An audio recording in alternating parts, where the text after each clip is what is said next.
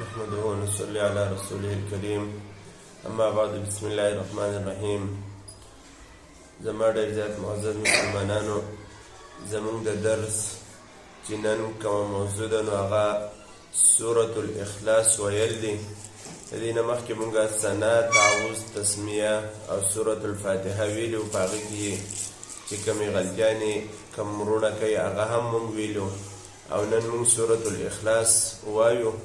نو چې د دې سورة الاخلاص دا کم الفاظ دي، نو د دې سره خپل الفاظ سمول او برابرول پکار دي.